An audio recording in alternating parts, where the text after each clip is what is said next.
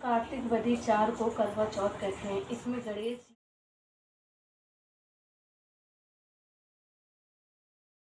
Hey guys, welcome back to our new blog. कैसे हैं आप सब? आई होप आप सब बहुत अच्छे होंगे।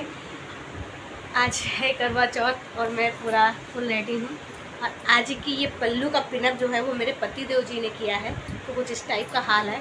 पर ऐसा है कि पिनअप उन्होंने किया है, इसलिए ये ऐसा ही रहेगा। मैं इसमें कोई चेंजमेंट नहीं करूँगी। जी हाँ, पहली बार ऐसा हुआ है। मैंने उनसे बोला पिन लगा दीजिए, उन्होंने लगाई है, तो कुछ रह गई हैं प्लेट्स अंदर से, पर कोई नहीं। वो क्योंकि पहली बार तो ऐसा हुआ है कि मैंने कहा है और उन्होंने पिन लगाई है। कोई नहीं, चलता है। तो मुझे तो बहुत अच्छा लग रहा है। मैं ऐसे ही इसको रखने वाली हूँ, कुछ भी नहीं करूँगी। नीचे आने के बाद सबसे पहले मैंने अपने पैरों में रंग लगाया। पूरा मैं तैयार होके आई थी, पैरों में रंग लगाया। इसके बाद सिंदूर लगाया। सिंदूर हमेशा सबसे बाद में लगाते हैं। इसके बाद शुरू हो गई हमारी पूजा। तो कोई भी पूजा हो, सबसे पहले गौर की और कलश की पूजा करते हैं। मतलब सबसे पहले कलश की पूजा करते हैं, इसके बाद आगे की कोई भी पूजा शुरुआत होती है। तो यहाँ पे हम लोग करवा चौथ की पूजा शुरू कर दी है। आज का जो पूजन का टाइम था वो 6:45 बजे से 7:02 तक का था, और जो चाँद निकलने का टाइम था वो 8:22 का था। तो चाँद निकलने से पहले पहले नीचे की पूरी पूजा हम लोग कर लेते हैं, जिससे फ्री हो के आराम से जैसे ही चाँद निकले तो हम लोग छत पे बिल्कुल फ्री होके पूजा कर सके। कभी कभी बाई चांस अगर लेट हो गया तो भले ही बाद में आके करें, वरना हमेशा का नियम है कि हम लोग नीचे की पूजा करके फिर ऊपर जाते हैं, आराम से चाँद का इंतज़ार करते हैं। कभी कभी तो चाँद निकलने का टाइम या पूजन का टाइम ही लेट होता है, तो पूजा करते करते चाँद निकलने का टाइम आ जाता है। पर आज 1 घंटे का गैप मिला था बीच में, तो यहाँ पे मैं और मेरी जेठानी जी, हम दोनों लोग मिलके पूजा शुरू कर दी है। इस बार मम्मी जी नहीं है हमारे बीच में। पिछली बार करवा चौथ में मम्मी बहुत ज़्यादा बीमार थी, आईसीयू में थी, हॉस्पिटलाइज थी। तो मतलब बेमन से पूजा हम लोगों ने की थी। ये लग रहा था कि भाई पूजा तो करनी है, त्यौहार तो मनाना ही है, पर मम्मी नहीं थी घर में। पर इस बार तो है ही नहीं। मतलब पिछली बार एक ये उम्मीद थी कि ठीक होके 2-4 दिनों में घर आ जाएंगी, पर इस बार नहीं है। तो उनके बिना बहुत ही मतलब सूना और खालीपन लग रहा था। ये होता है ना कि पूजा पाठ में अगर कोई बड़े बूढ़े आपके पास बैठे हों तो आपको अंदर से एक ये तसल्ली रहती है कि नहीं नहीं, हमारी पूजा में कोई गलती नहीं हो रही, हम लोग जो कर रहे हैं बिल्कुल अच्छा कर रहे हो। कहीं पे भूलते हैं तो वो बता भी देते हैं, पर इस बार ऐसा नहीं था। जो अच्छा बुरा सही गलत करना है वो हम लोगों को अपने मन से ही करना था। कुछ मतलब समझ में नहीं आ रहा था कि क्या करना है क्या नहीं करना है, ऐसा कह सकते हैं या नहीं भी कह सकते हैं। देखिए, इतने सालों में पूजा करते करते एक एक्सपीरियंस तो हो ही जाता है कि आपको क्या करना है कैसे करना है।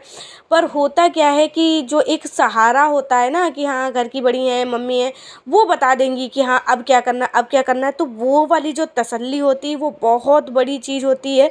सच बता रही हूँ, ये इस बार जितनी भी पूजा हम लोगों के घर में पड़ रही, हर बार हम लोगों को ये रियलाइज़ हो रहा है कि सच में यार, जब मम्मी थी तो हम लोग कितना टेंशन फ्री रहते थे। मतलब काम करने की बात अलग की है, पर जब पूजा करने बैठते थे तो मन में ये रहता ना, हाँ मम्मी बैठी हैं, कुछ भूलेंगे वो बता देंगी, आगे क्या करना है कैसे करना है वो बता देंगी। पर इस बार वो कुछ भी नहीं था।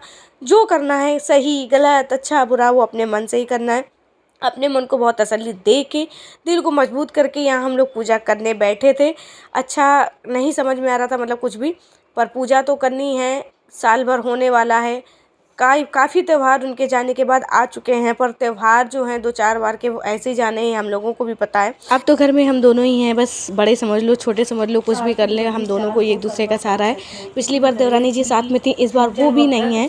दरअसल देवर जी हमारे लखनऊ में रहते हैं, उनकी जॉब वहीं पे है, तो इसलिए वो भी वहीं है अभी। और एक बात बताऊँ यार, जितना एक्साइटेड होकर मैं व्रत रखती हूँ, आखिरी में मतलब उतना ही ज़्यादा परेशान हो जाती हूँ। मुझे एसिडिटी की इतनी ज़्यादा प्रॉब्लम है कि मैं थोड़ी देर भी खाली पेट रहती हूँ, मेरे सर में इतना भयंकर वाला दर्द होता है कि कभी कभी तो मुझे हॉस्पिटल ले जाने का नंबर आ जाता है। सच बता रही हूँ, 1-2 बारी तो ऐसा हुआ है कि इतना ज़्यादा दर्द हुआ है कि दवा खा के भी आराम नहीं मिला। बस यही लगता है कि तुरंत हॉस्पिटल ले चलो वरना कुछ हो जाए। और इन्हीं सब समस्याओं को देखते हुए पतिदेव जी ने तो इस बार साफ जवाब दे दिया है कि अगली बार से तुम व्रत नहीं रखोगी। जब इतनी हालत ख़राब हो जाती है कि हॉस्पिटल तक ले जाने का नंबर आ जाता है तो क्या फ़ायदा इसे व्रत रखने से। पर ऐसा नहीं हो सकता ना कि मेरे जीते जी मैं व्रत न रखूँ। फाइनली 1 घंटे के इंतजार के बाद चाँद के दीदार हुए, जहाँ हम लोगों ने चाँद की पूजा शुरू की, उनकी आरती, उनको अर्घ दिया, उनको जल चढ़ाया।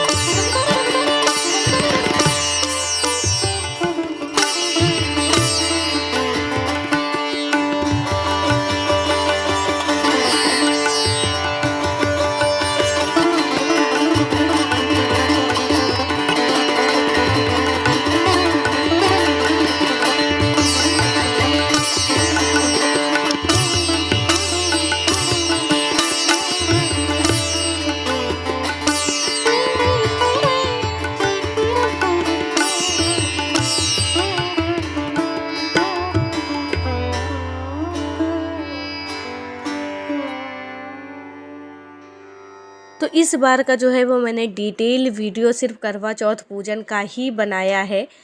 लास्ट में सबसे हम लोग करवा बदलते हैं, बहनें बहनें हों, ननद भाभी हों, देवरानी जेठानी हों, जो आपस में करवा बदलती हैं। अगर ऐसा नहीं है, आप अकेले हो, तो आप खुद ही 2 करवा सजाओ और आपस में बदल लो। सास बहू या माँ बेटी आपस में करवा नहीं बदलती हैं।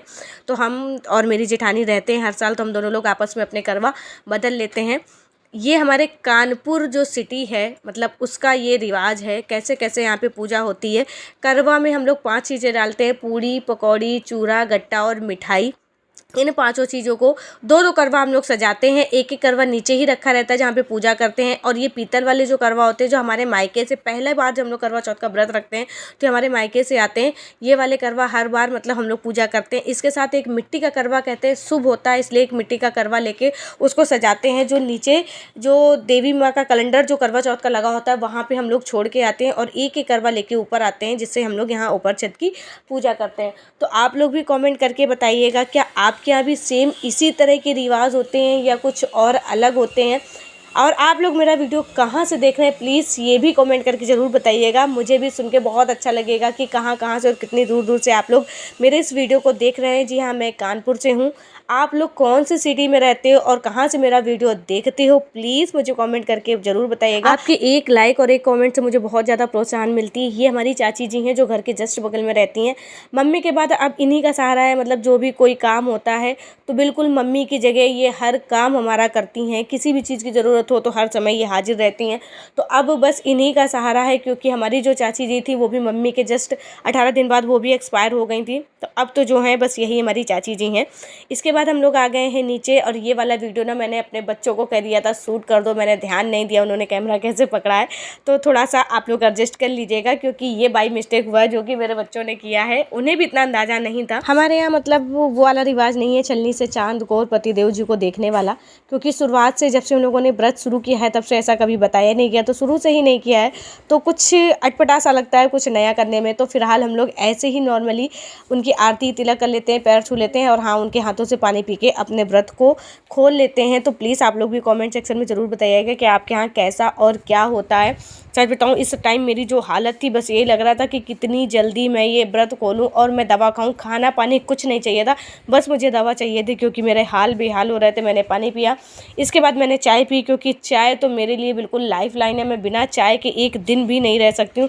मैंने चाय पी, चाय पीने के बाद मैंने टैबलेट खाई, फिर थोड़ी देर आराम किया, तब जाके मेरे सर में थोड़ा सा आराम मिला। ये रहा हमारा आज का खाना।